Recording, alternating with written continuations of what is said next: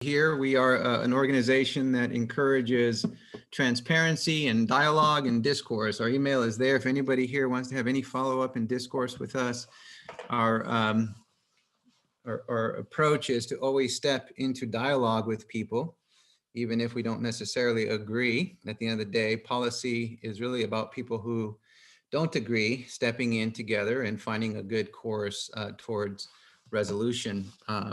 And so to that end, we are open to having further conversations with anyone once this Zoom is done, and we look forward to it. Okay, I'm going to start with a PowerPoint just to kind of set the framework under which we created or helped formulate policy with Senator Wiener on November 10th of 2020.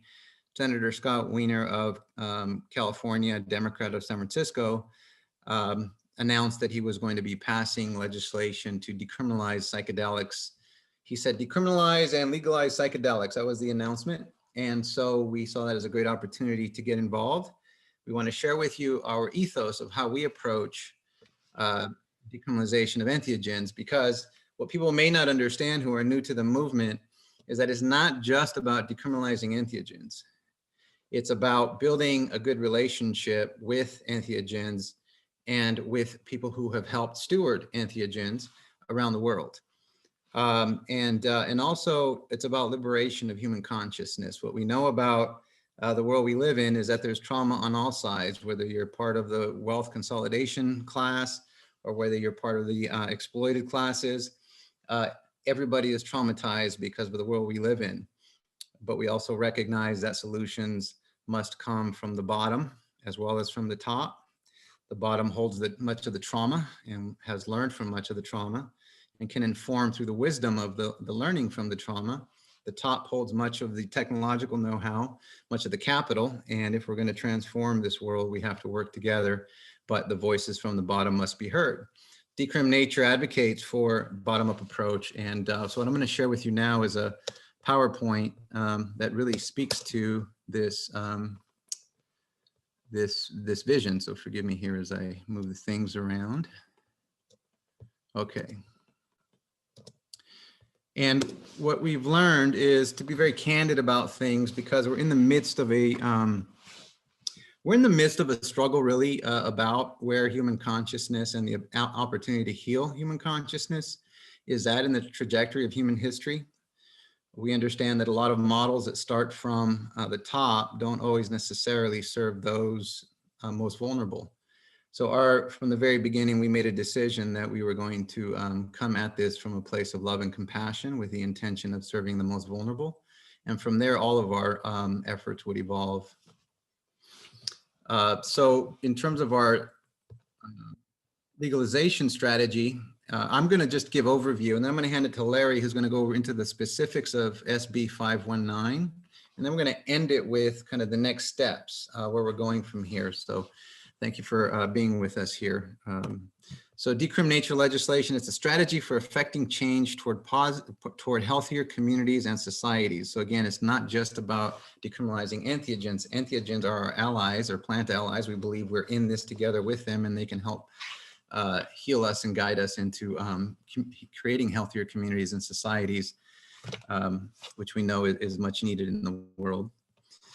Our strategy is to move away from wealth consolidation and crony capitalism towards something based on compassion and support of healthy communities. In terms of policy creation, it can go in either direction. We see policy being created at the national level that in many ways serves the wealthiest, but we want to make sure that these plant allies of ours we work with them closely towards something that is based on compassion and support of communities.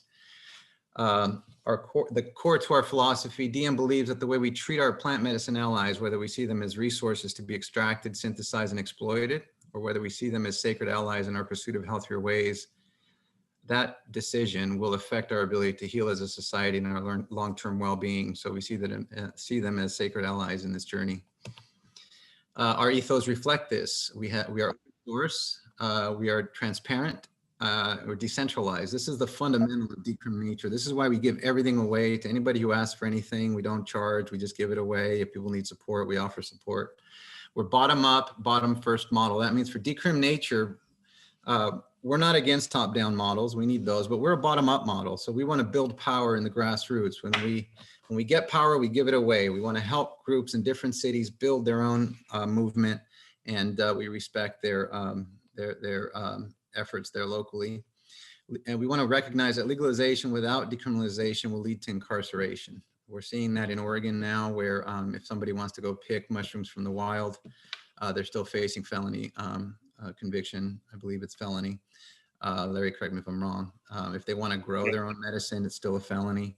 So legalization without decriminalization will create economic interests against future decriminalization. And this is just standard operating procedures in a capitalist society. When you create special interests, inevitably they are against abundance, because abundance threatens the bottom line.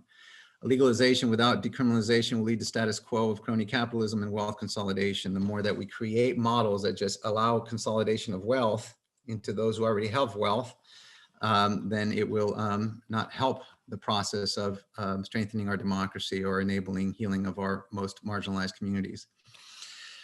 This is just a table that we've shared before. I'll go quickly through this. I'll really just talk about the Decrim Nature approach. So in terms of Decrim Nature, we see the ego as part of nature's ecosystem. We're integrated into nature. In terms of living, we live in good relationship to nature. This is the intention, is to live in good relationship with nature.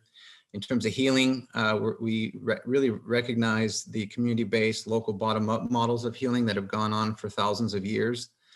People have been healing in community for a long time. Our model of wealth consolidation towards those with the most to get the most, that whole model is based on extracting power away from communities. We want to give power back to communities.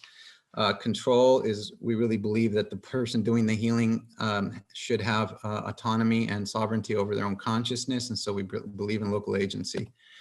The role of experts in our approach is advisory. So a doctor isn't there to tell you how to heal, but to guide you through healing, for example. But our current models, it's really top down and controlled.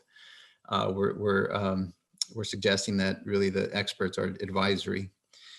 Power structure, we believe in decentralized bottom-up power. This is supposed to be the fundamental of democracy, but we're losing much of it. Access to information should be transparent, open source. Consciousness is emergent, egalitarian, it's a human right, and entheogens are an unalienable human right. There are many modalities of healing needed. In fact, we question whether these medicines can truly help heal and liberate humanity from trauma if they're disseminated only under a command and control model such as M109 in Oregon. We've spoken out against M109 in the past, and the only reason that we're against it is because they removed the decriminalization component.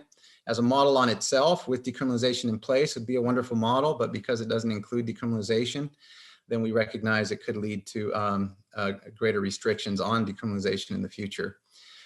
We support community-based healing models based on bottom-up community needs. These must be part of the equation, and these models require decriminalization as a starting point. Sorry, that's a slide I accidentally left in. Okay, standing our ground. This is why we oppose M109 in Oregon, and will continue to oppose any measure nationally that don't also decriminalize entheogens to allow other community-serving models to emerge. We believe we are in a moment of crisis, not just on the climate, but on the capacity of humans to fix some of the issues that we're facing because of the current model under which we're operating, top-down models. And so we are looking for ways of creating community-serving models.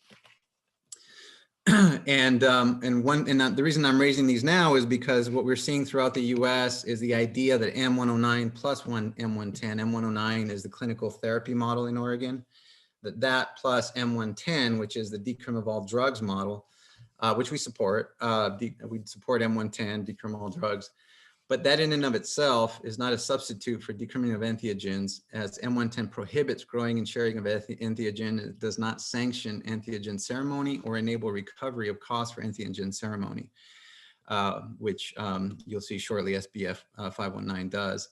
We support M110, which liberates people from incarceration, but decrim of entheogens is needed to help liberate people from trauma. So we support M110 with a decrim of entheogens component. And I think my,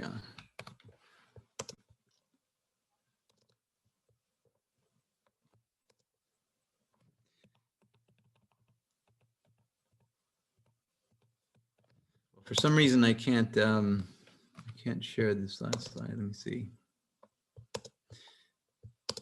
The last are not coming up. Let me see if I could read them. So solutions must be bottom up. That's the last one. And the one I'll end it with and hand it to you, Larry. So SB519 is a top-down meets bottom-up approach. That's what we really appreciate about it. It is a good all-around solution. It does carry some of the top-down stuff, but it also brings the bottom up. And we think this is a good approach that can be replicated in other areas. With that, let me turn it over to you, Larry, to do the explanation of SB519. Thank you. Great, thanks, Carlos, appreciate it. So I'm gonna do a little screen share too here. I'm gonna resend the link. I put the link, hold on, give me a second here, sorry.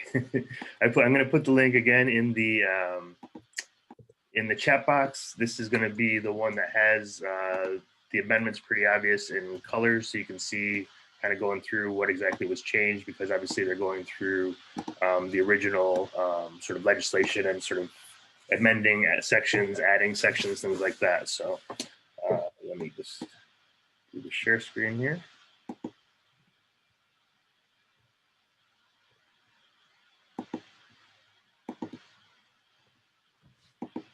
Okay. So here is, can everyone see that? Yes, I'm guessing. Carlos, you can see that? Yeah, okay, cool. So here's the legislation. This is SB519, Controlled Substances, Decriminalization of Certain Hallucinogenic Substances. I'm gonna give a very rudimentary sort of overview here. You have the link to look at, you can check it out yourself. There's a lot more details in here that I'm gonna go over. I'm just gonna kind of address the areas that really kind of represent some of Decriminalize Nature's sort of model in terms of the bottom-up approach that Carlos was just speaking about. So here basically start off kind of, this is their intro. So in the intro it talks about, you know, the war on drugs, talks about M109, M110, talks about, you know, this is something that, you know, we're excited about here. Will allow for the non-commercial personal use sharing of substances. So that means like group ceremony, you know, community-based practice could happen. Those types of things. It did not decriminalize peyote. Peyote is still against the law to grow in and also to harvest or extract in the state of California outside of indigenous groups. And the state of California also honors the Native American work over the many years with Religious Freedom Restoration Act, et cetera, for Native American Church. This section here, section 2, is basically all the different controlled substances on the Controlled Substance Act in California. So this first section is on opiates. Then this second section here is opium derivatives. And then here we get into hallucinogenic substances. So that would be the area that that was being focused on in this initiative. The ones that to remember the numbers on, because the numbers are referenced later, is number 10. That would be DMT. Number 11, that would be ibogaine. So that comes from lots of different plants, including bokanga. There's also star jasmine that grows pretty abundantly here in the Bay Area, at least, that has ibogaine. Number 12 is LSD. They didn't touch on 13. They changed 14 to recognize mescaline-containing cacti. So there's about 100 different mescaline-containing cacti that grow. These are pretty prolific in the Bay Area and all of California. And sometimes you can buy Huachuma or San Pedro, I think, at, you know, Home Depots or different, you know, sort of local places. They grow really fast and they're a great substitute for mescaline-containing cacti, and especially in relationship to peyote, which is number 15, which I said wasn't decriminalized at all. But this is a faster growing cacti. There's 100 different cacti that grow that have this in there. And so a lot of people here in the Bay Area are using that, as, even in some of the churches out here. They got peyote there. And then so psilocybin and psilocin, those are also taken off. This is something important to keep in mind for other people out there. Some places are focusing only on psilocybin, which can be a synthetic that can be produced in, like, you know, like Compass Pathways is trying to do that, and they're trying to patent the model and the method for that. But psilocin is also in mushrooms. So if they only decriminalize psilocybin and you have psilocin as well in your Controlled Substances Act, they're only really decriminalizing the synthetic version, because mushrooms have both of them. So that wouldn't actually decriminalize mushrooms because psilocin. So just something to be aware of when you're looking through your, when you're looking through your resolutions or initiatives, to make sure that check your Controlled Substances Act and make sure that both are in there. This is if you go on the state level. And then I believe that is it for the different substances that were taken off the hallucinogenic part. Section 3 is specifically looking at, just amending this to take out, sort of keep peyote in there to be criminalized, but to take out mescaline-containing cacti. Section 4, this whole section here is just for mescaline. I was a little, I think that the Section 4, Section 11, and Section 17 are kind of the 3 different sections of the same thing. So Section 4 focuses on mescaline, like the phenethylamines, if you want to sort of break it into chemical components. Section 11 focuses on the tryptamines, and then Section 17 focuses on MDMA, because MDMA was also included in here. So just so you know, that's kind of how it breaks down. So this whole section is on mescaline, and I'm going to drop down to Section 17 to go in more depth on that, because it's pretty much the same stuff. But here, this is important here in Section 8. Section 8 decriminalizes testing and analysis, which is important, especially with things like some MDMA. There's been some issues with fentanyl contamination, things like that here in the Bay Area. So it's good that that is now going to be allowed. And then also what I think is really great is that, the way that paraphernalia is described, this includes growing material, sharing, all that stuff is part of paraphernalia. So this is nice because this allows for personal growing for things like DMT, ibogaine, well, LSD wouldn't do that, but mescaline-containing cacti, mushrooms, and those types of things. So that's a good thing there that helps us be able to do that. Keep that in mind too in terms of paraphernalia. We noticed this was the same case in Michigan, that paraphernalia includes things that you would grow stuff with. So just to be aware of that. And again, this is on the state level, not necessarily on the local level. So Section 9, Section 10, so here goes Section 11, and this is going to be sort of the tryptamines that sort of mirrors Section 4 and Section 17. And so basically this says, except otherwise provided in Section 113775, notwithstanding on the law, all the following shall be lawful. Now there's been some conversation. I know there's the Marijuana Moment article that came out that said it's legalized. So that's kind of where it's coming through. It's decriminalized, but it's being called shall be lawful. So it's not actually kind of in that same sort of framework, but it's kind of in between the two. And then here we have the possession, processing, obtaining, transportation of a controlled substance, specifically 10, which would be DMT, 11, which is ibogaine, 12, which is LSD, 18 and 19 is psilocybin, psilocin. And then remember, if you go up to Section 4, there's mescaline containing cacti, etc.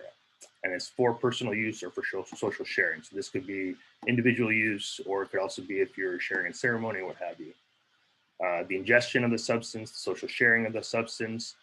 Here, really important, the planting, cultivating, harvesting, or processing of plants capable of doing this.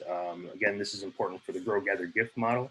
We want to make sure that we're not going and harvesting in sacred gardens or whatever, that there's an opportunity to grow things here, that you can actually have the opportunity to reduce the impact in other places by becoming more familiar with nature, by planting your own, by having your own relationship with it. This is all really a big part of engaging with plant practices as well. As far as I'm understanding, I think I have a better experience when I'm able to grow, with the plant or see the plant or just kind of see what's going on in that process. So really, we're trying to empower people to reconnect with nature, be able to grow their own, and not have to worry about impacting other places.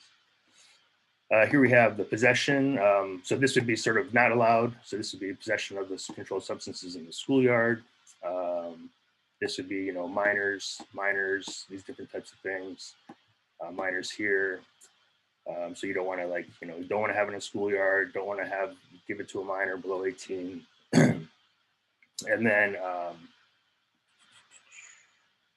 so if you do give it to somebody under 18, then here are sort of the penalties for that, but let's just avoid that, stay away from that, right? And then let's see,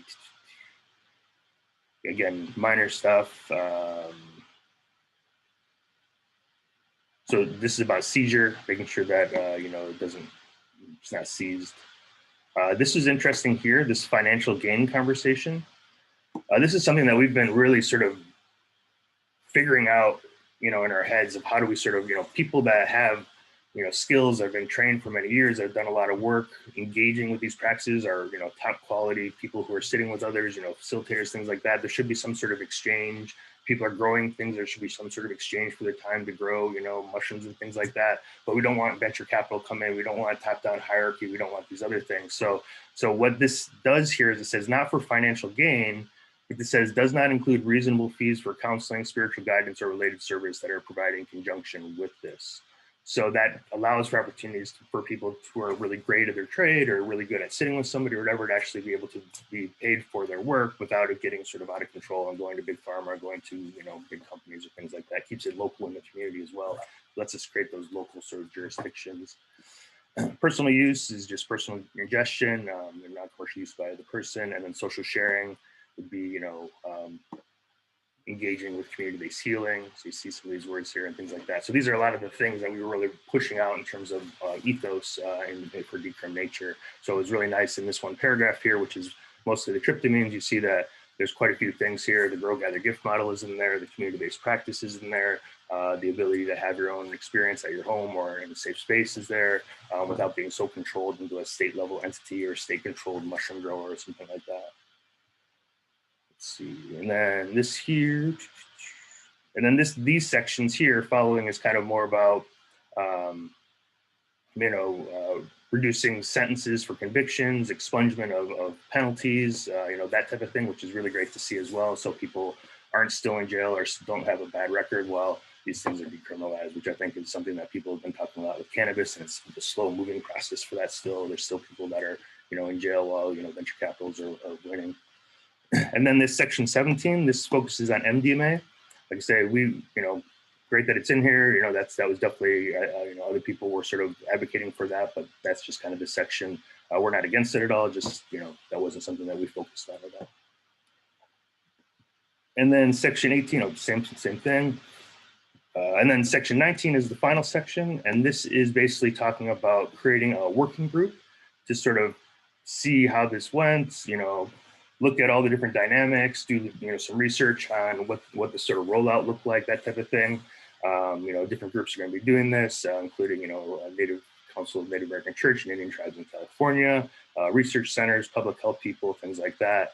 Hopefully this can be a good way to sort of really engage with public health research as well without having to go through very expensive, research university. It costs a lot of money to get the GMP certified synthetics, et cetera, and that's kind of that model. But here we have an opportunity to really see, does this work in community?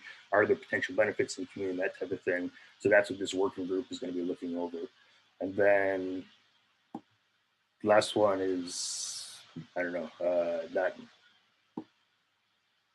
so about reimbursements and things like that. Not really, for us is not as important to the whole thing, but really our section, if you want to kind of break it down into looking at this and checking it out, is going to be section 11 here. And then also the ability to grow through our own paraphernalia. So that's the basic overview. It's not too long, it's not too bad.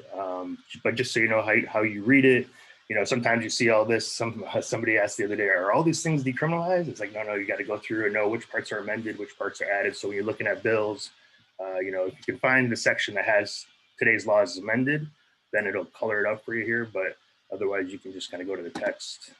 Larry, can you give us like your 2-minute overview of like what this does? Just give us your own Larry narrative. You've studied this, you helped. Sure. Yeah. I mean, I think what this does is this, this provides an opportunity for people to have access to plants, to grow their own plants, to be in ceremony, to have experiences with others that they trust and community, and to be able to grow your own, to have paraphernalia to grow your own. These different types of things. It also allows for therapeutics for like the MDMA, the ketamine, the LSD, things like that are going to be a little bit more within the synthetic or clinical side of things. It also allows for that, or therapeutics on that side of things. But I think most importantly from our side of things is that it decriminalizes the substances that we are sort of focusing on, the entheogenic plants and fungi, allows for grow, gather, gift, and allows for community-based ceremony. Were you looking for more on that, Carlos? Or? That was perfect. Thank you. And that'll sort of get me into my last slide, which I'll share here. But just to say, it really does enable us to continue what it did. It created a statewide framework for us to do our local work, which is here. Can you see that, Larry? Yep. Okay.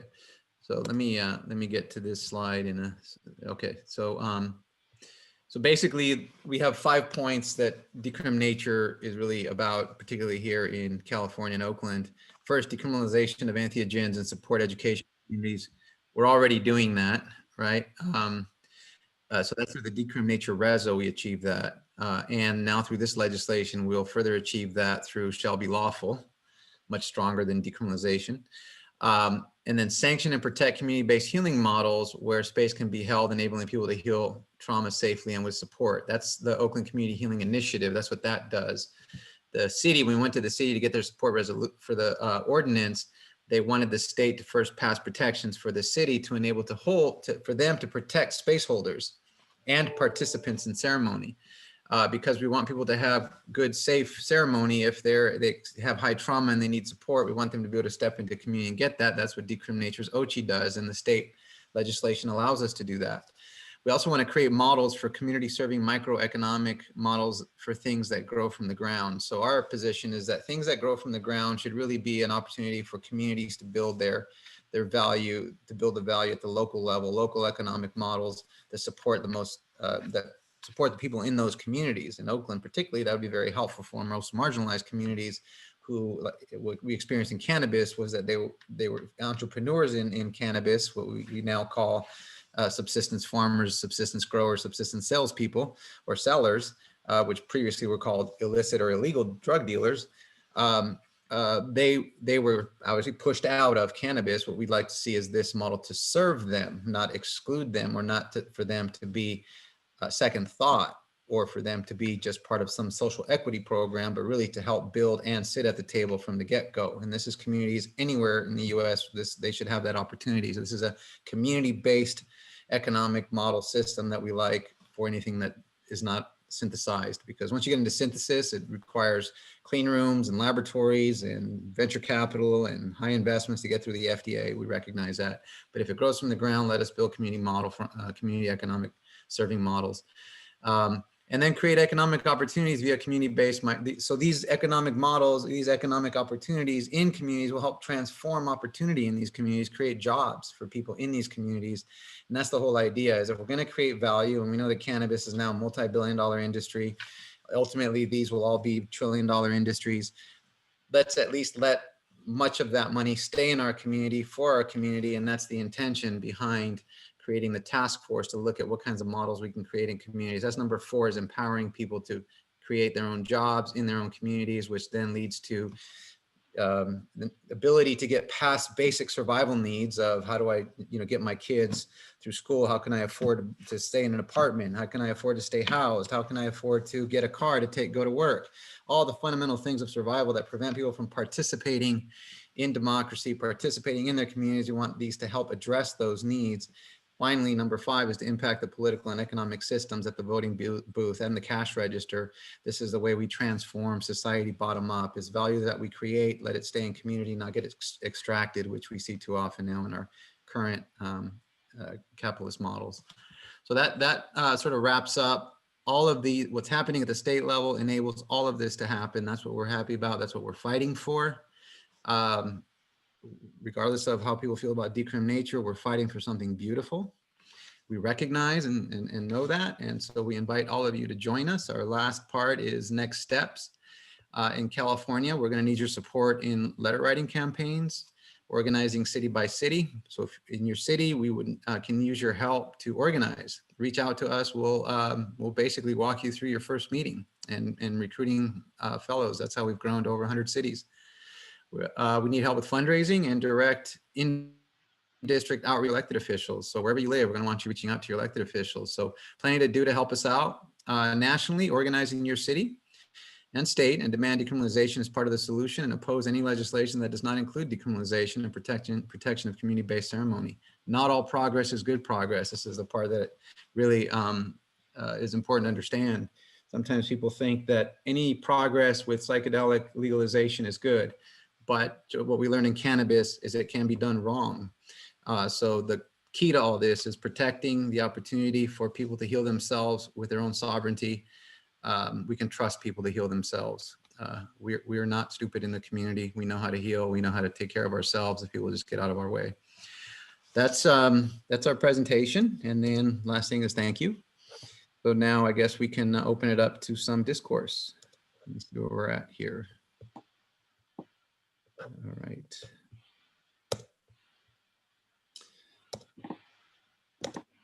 Great. So if you have anything to say, you're more than welcome to raise your hand and I can unmute you and then we can go from there.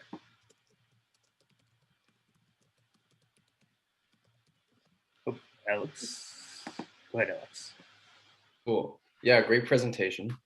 I wanted to say that point number 4 on your last slide was really awesome. I think that being able to solve problems like lack of funds or just like generally like economic stress with entheogens is like amazing, because you're literally taking one like problem that we have and using it to solve a whole myriad of other problems. So I think that's really amazing in itself right there.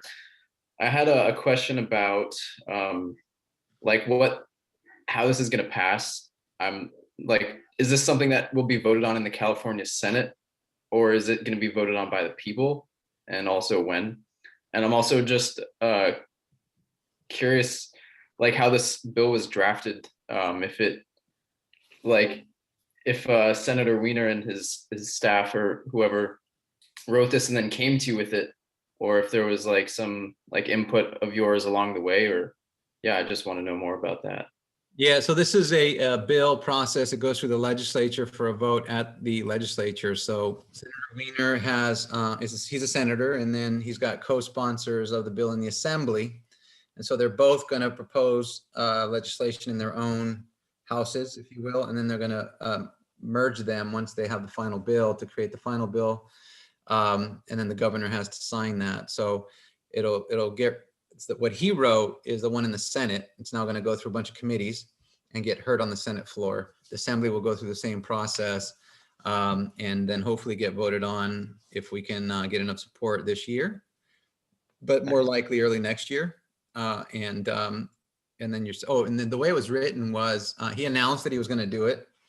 And people know who we are now because you all have done a great job of getting our name out there. So thank you. And so we were able to get in at the table early when he was writing it. We actually recommended a lot of the language to him. We saw a draft, and we saw an early version of some concepts, not the draft, and then recommended stuff. And many of our suggestions were accepted. I would say most, if all but maybe one. So that's awesome, because it seems really comprehensive, and I love that there's what's the word I'm looking for? Like getting people out of, or like expungement of prior offenses, or prior convictions. Yeah, that's really awesome. So yeah, really exciting. Thank you. There's some other folks that raise their hand. Thank you, Alex. Juan Carlos, on you. Juan Carlos. Hi. Thanks for just a great presentation and for catching a lot of us up on kind of the organization and what you stand for. And I guess I'm curious to hear from kind of either of you, what do you think presents itself as kind of the major roadblocks here? Are there any also like allies in the community or other groups that could be reached out to? Just kind of what do you perceive as the main obstacles to getting this passed, and also kind of what do you view as the next steps after supporting this effort in California? Yeah, I think the biggest obstacle is always going to be misinformation or people who are uninformed. Fear that these really are going to cause chaos in our community. This is really from the legislative elected officials.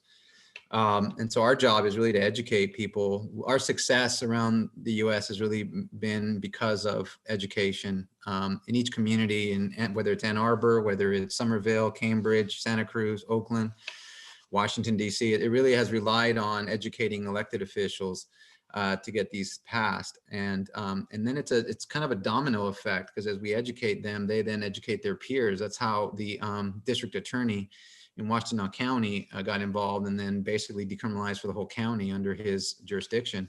was because he learned from the elected officials and the leadership in Ann Arbor. So it's beautiful the way it's working. So the biggest thing that can stop this is just the fear and ignorance of elected officials who don't really understand what we're talking about. So it's really going to be incumbent on our grassroots efforts to educate them through emails and such. And then your other part of your question was, what's the next steps after this? Once we pass this, we really are going to focus continuing to help other cities, of course. But here locally in Oakland, we want to set up these healing centers and healing and community-based ceremony and build culture around healing with these. It's a long-term endeavor, and also, again, build the microeconomic opportunities, particularly not only, but particularly in our most marginalized communities where there's just such a lack of opportunity for people. So if we can start building economy with these in a way that serves community, let's redefine what it means to do commerce in a way that actually serves community. That's the goal. And I think just one thing just to touch on that you're saying there, Carlos, too, about building culture. We're at the very beginning of a process where, this has been eliminated from probably all of our ancestors across the planet at some point in time, work with plants in some way. And that's all been sort of stripped away from us. So it's really about rebuilding culture in community and contemporary worlds of like, okay, how do we work with this sacred medicine while also being in this very sort of strange, world of modernity, so to speak. And so I think that's a really big part of this too, is really just, and that's what you're all doing in each of your places, building education, building community, connecting people, getting back together, but it's going to take some time in the beginning stages of that long process. So, we have a lot of work to do ahead of us. The beginning of a marathon, over a couple marathons. So I don't know, Juan Carlos, you had your hand up, or do you just want to follow up on that since you just asked? Yeah, thank you. Thank you for the answer there, and the response is very thoughtful. I appreciate it. I guess the follow-up I just want to ask is, does this draft legislation fall short in any ways that you feel like would impact communities' ability to kind of form these healing collectives? And if so, could you point those out, or are you guys really happy with the way it currently stands? Do you foresee any potential future obstacles if this were to get passed? No, I don't. We haven't seen any, have we, Larry? There's always a possibility that this goes through an editing process and some things get lost or whatever, and so we're gonna have to always keep our eyes on that kind of thing. But in terms of how this is set up right now, I think this really allows for a lot of opportunities. Maybe outside of, I guess there's the idea with the city council in Oakland about protecting city council elected officials. Is that, that's kind of, that's an SB 57, which is a separate bill sponsored by the Drug Policy Alliance, which we hope to work with closely, by the way, at the local level. It creates healing centers, what are overdose prevention program sites. We hope to partner with them and provide entheogenic support for healing process. So, but that's a separate track. That's what gives the council the legal protections, which we were happy to see that. I think next is Elaine. I think Reverend Paul actually had it. Oh, okay, thank you. Thanks. Great to be here, guys. A really informative presentation, thanks. And my question is, Sam Evans had told me that there's this cat, Jesse McLaughlin, here in Connecticut that's trying to push some legislation that might be interested in talking to me about testifying. And I reached out to him. I haven't heard back yet, but it is only Monday. And I'm wondering if we have a talking points memo with specific language or bullet points for representatives of Decrim. Larry, can you think of some? Go ahead. We don't have anything set up yet, but maybe we could work on something. I know there's definitely consistent things that kind of come up over and over again. So maybe just email me at decriminature@gmail.com, and I can talk to you about that. Or maybe we can all have a meeting with Sam and go over the difference, sort of different things you want to touch on, things to be aware of, things to be a little bit careful around, that type of thing. Great, awesome. Elaine. You can hear me? Okay, thank you. Great presentation, great work. Just curious about when you were talking about overcoming fear and ignorance.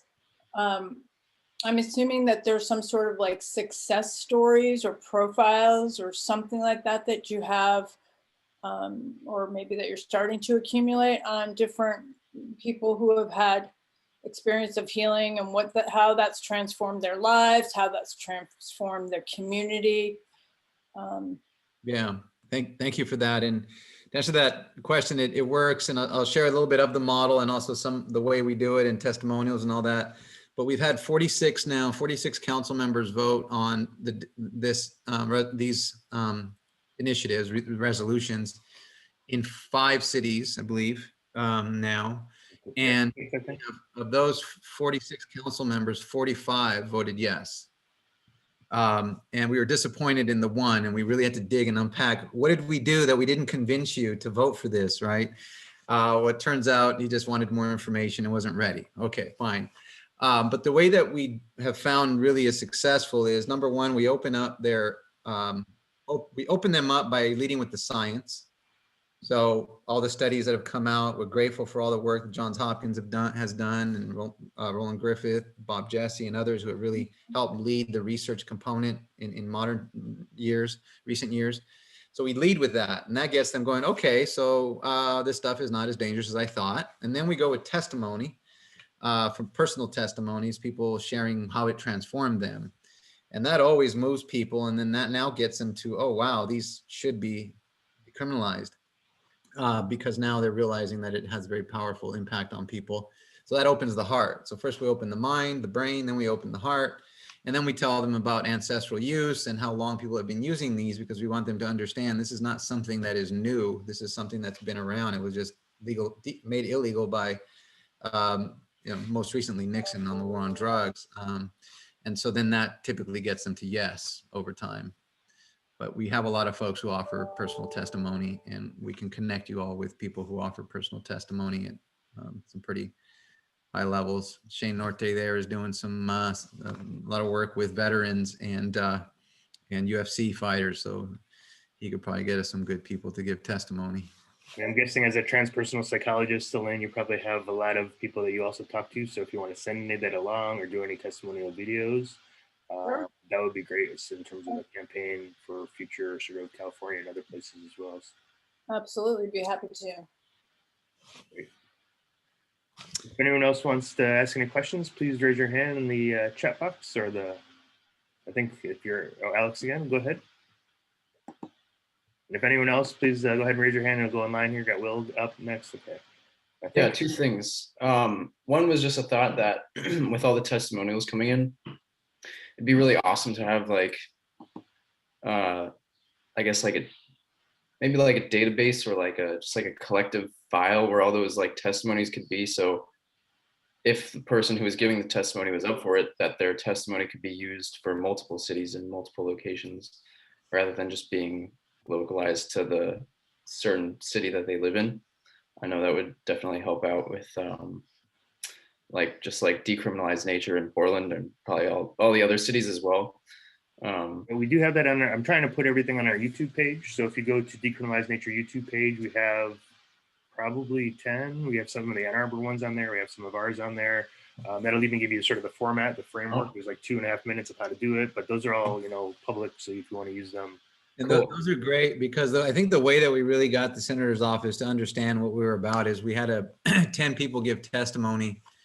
And it was just, beautiful fabric of our society that gave testimony, and it was very convincing. So are all those on there too, Larry? Yes. Yeah, okay, cool. Cool.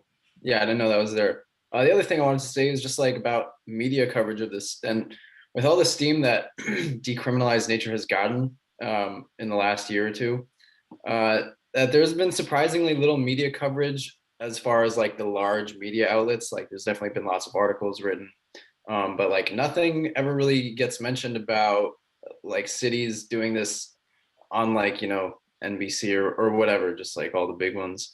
I feel like having this pass at a statewide level at the Senate or whatever would be huge for getting this some actual national attention on the bigger stage. The revolution will not be televised, brother. Yeah, unfortunately. And Alex, this is why it's so important that that we make sure that any state legislation that passes includes decriminalization in it, because the first state, when M109 passed in Oregon, you saw what happened. Everybody's like, oh, we got to replicate that in our city, right? Because legislators typically aren't out there really investigating all the options. They're looking at what another state does. They want to pass that.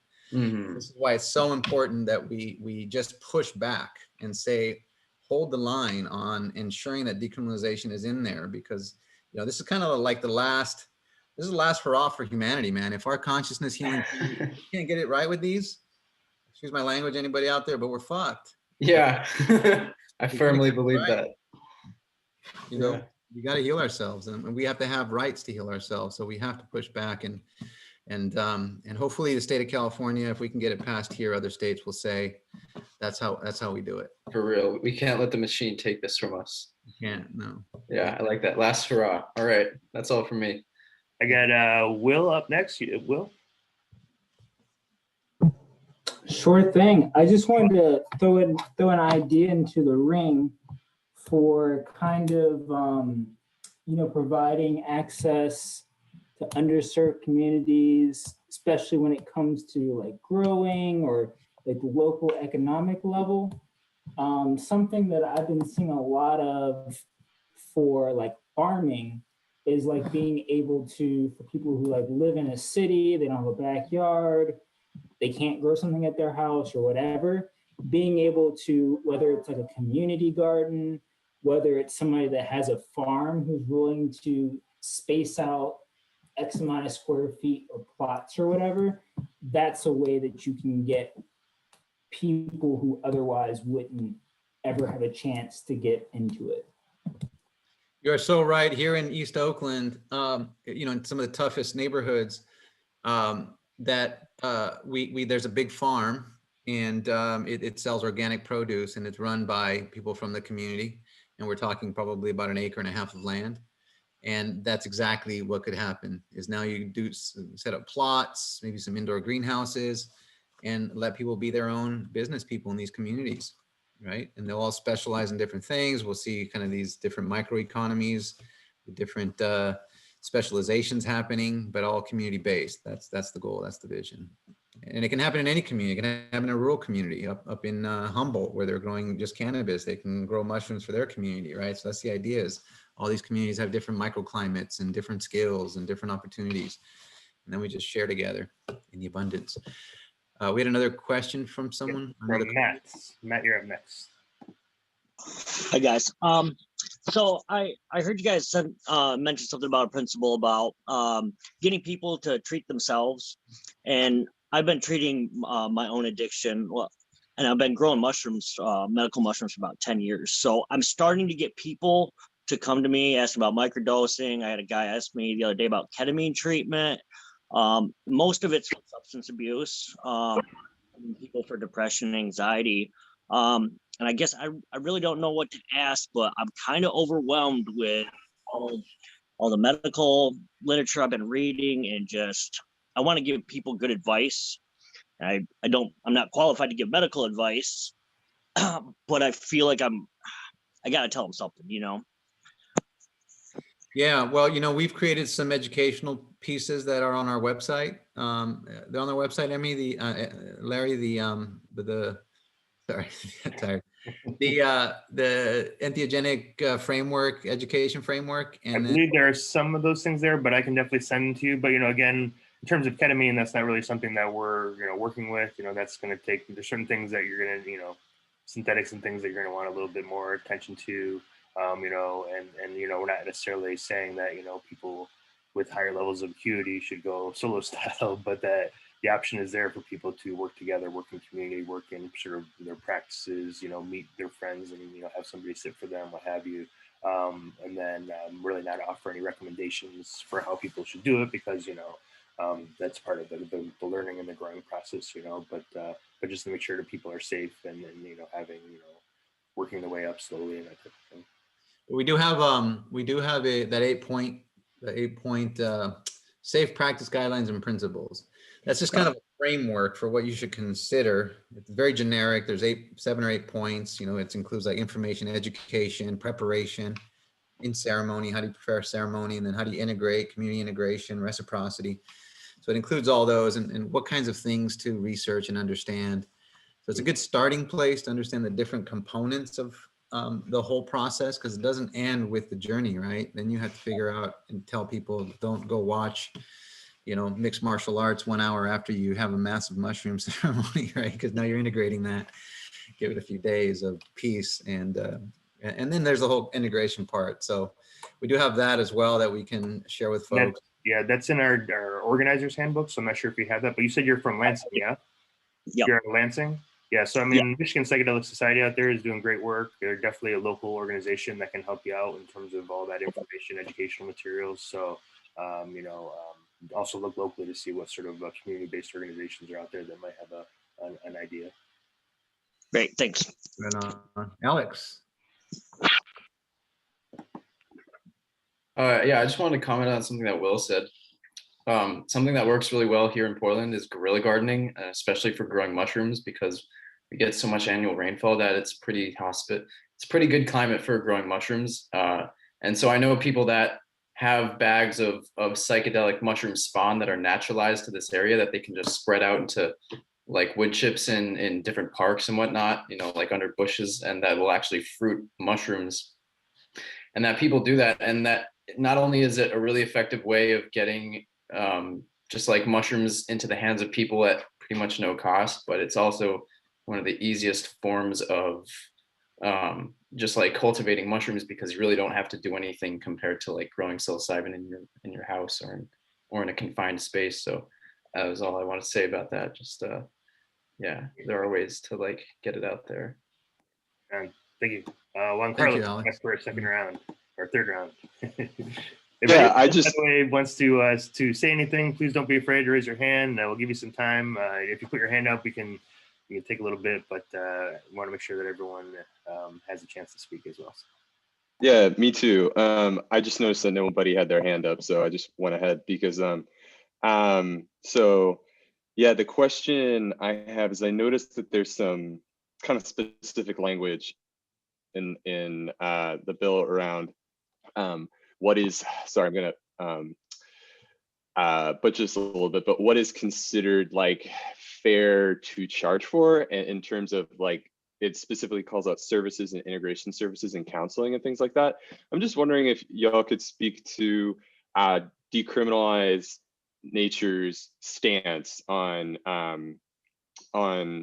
this specific issue around, you know, obviously this is a very nuanced, complex issue, and I'm just curious if there's like aspects of the written language in this bill that are there sort of from a strategic position of really not wanting to make this as not politically controversial as possible. But if we could take a step back, I'm very curious to hear kind of like as you all being maybe like, you know, representatives of Decriminalize Nature, kind of what's your perspective on responsible and kind of like local like economic exchange and reciprocity for these medicines, for these plants, for the purposes of healing. Like what are your views here, and how do your views kind of like compare to what you see in the bill?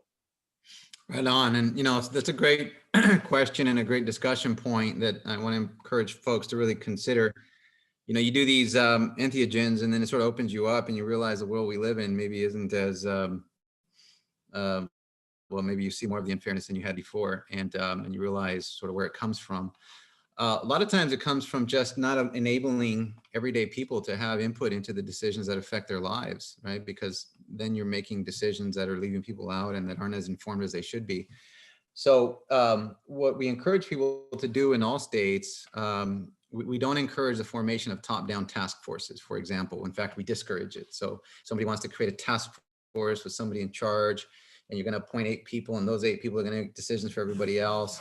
None of them are elected. Like we try to get away from that and just say, you don't need to have permanent task forces, because oftentimes, or committees, because these things get infiltrated by people who just want to profit. In fact, that's what happened here in Oakland on the Cannabis Commission. And so we encourage community dialogue. So to answer your question, we don't know what that looks like, because we've lost the ability to really do that in a good way in our community, because so much of the decision making has been taken away from communities up to city and then state and extracted up to the federal level. So what we're trying to do is bring it back to community. And so to answer that question, we'd go to community, which is why in Oakland, we're encouraging the formation of a bottom-up task force. And what that means is that city council calls together all community members for the purpose of everybody having a discussion who wants to have a discussion about what this looks like, right? And we can use some format which enables people to have input, and the city council would then implement that. And that should happen in all communities. This is an opportunity for us to relearn how to do local economy. It's been a long time. You know, when we say these things to people, oftentimes the criticism is that people just want to know exactly how to do it. Well, just tell me what you're going to do. But there's some beauty in leaving those decisions to community to figure out. And that's not a romantic statement. There's ways of doing it which get you to an outcome with good facilitation. And you often, probably always, the answer is so much more amazing when you go through that process than if you just answer it on the front end. And so for Decrim Nature, for us, we've always engaged with community and process. The OT model came out of a bunch of community getting together and just breaking stuff down and trying to figure out how we can model something that works for community. So really encourage bottom-up discussions, bottom-up policy formulation. And I guess that's the best answer I can give you, Juan Carlos.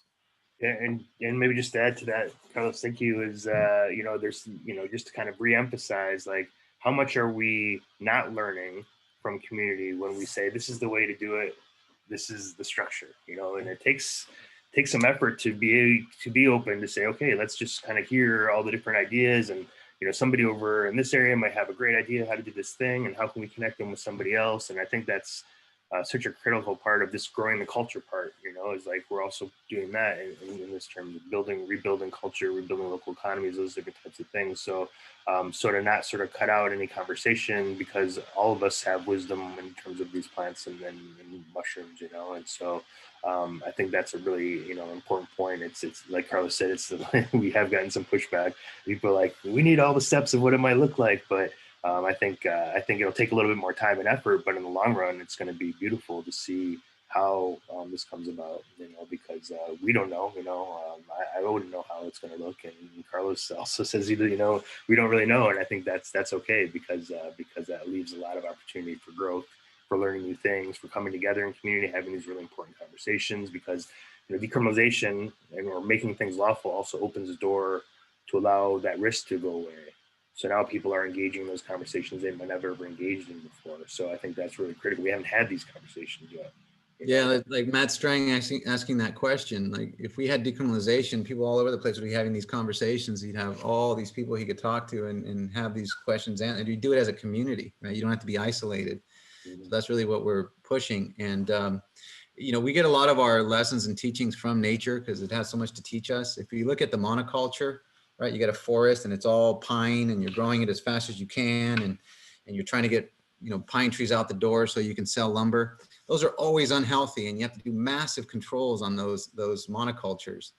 You need pesticides, you need control of all your pests, you need a bunch of fertilizer in there, and you constantly have to be managing and trimming them.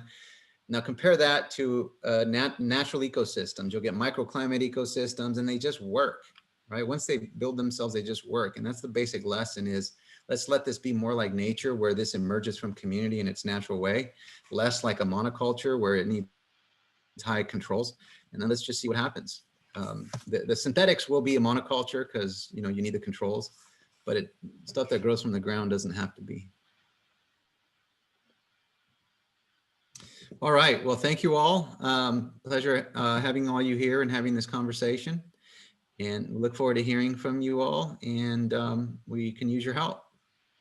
Great, thank you, everybody. Yeah, if you have any questions, please email decriminature@gmail.com or go to our website, decriminalizenature.org.